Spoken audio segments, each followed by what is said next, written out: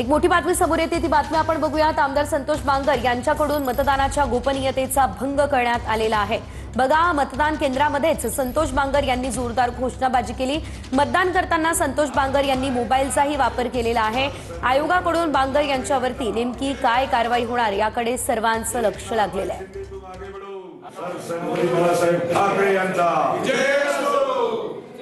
एकनाथ भाई शिंदे तुम आगे बढ़ो, हम तुम्हारे साथ हैं। सरसन्मती बाळासाहेब ठाकरे यांचा जय असो।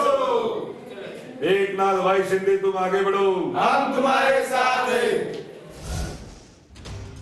तर कृष्णा भीमा आघाडीचा उमेदवार उद्या विजयी होईल असं हर्षवर्धन पाटील म्हणालेले आहेत। भकास आघाडी आहे अशी आमची चेष्टा केली जाते असं हर्षवर्धन पाटलांनी म्हटलं।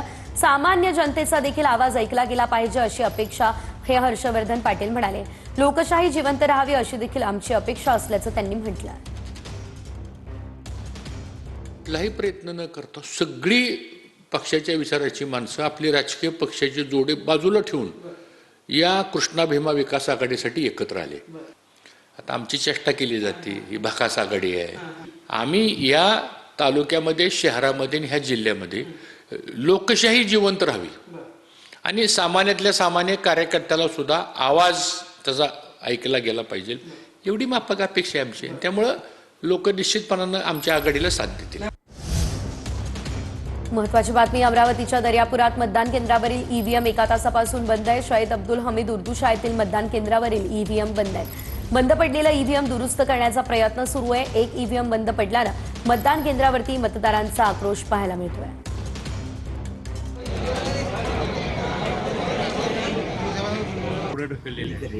त्या ठिकाणी 20 तारखेला मतदान होणार आहे, 21 तारखेला मतमोजणी होणार आहे। मग आता जर उद्या मतमोजणी झाली तर याचा परिणाम त्या निवडणुकांवर होईल अशी मागणी होतीये की सगळ्यांची मतमोजणी एकत्र घ्या। आपलं काय मत आहे? आता निवडणूक आयोग ते निर्णय घेणार।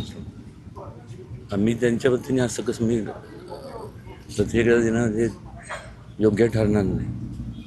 तुम्ही नाराज असल्याची चर्चा चालू होत्या, प्रचाराला तुम्ही कुठं दिसला नाही, त्यामुळे सातारकरांच्यात वेगवेगळ्या चर्चा सुरू झाल्या। नेमकी नाराजी होती का तुमची? नाही, नाराज होऊन कसं चालणार?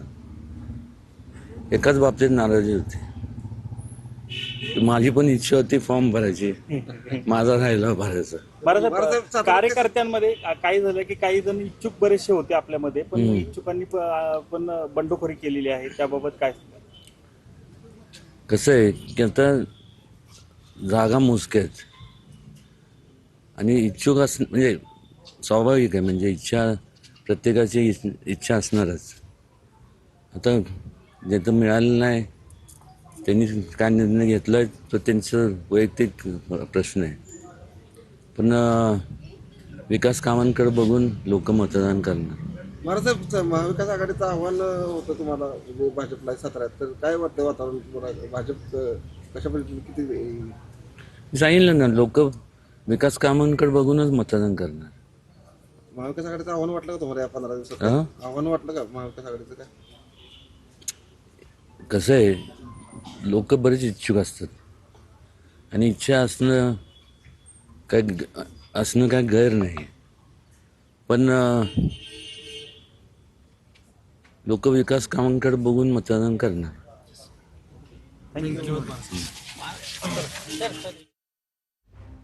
तर लोक विकास कामांकडे पाहून मतदान करतील असं उदयनराजे भोसले यांनी म्हटलेलं आहे। तर मी नाराज नव्हतो असंही त्यांनी सांगितलेलं आहे। जागा मोजक्या आणि इच्छुक जास्त होते असं देखील उदयनराजे म्हणालेले आहेत। माझा फॉर्म भरायचा राहिला असं देखील उदयनराजे यांनी म्हटलेलं आहे।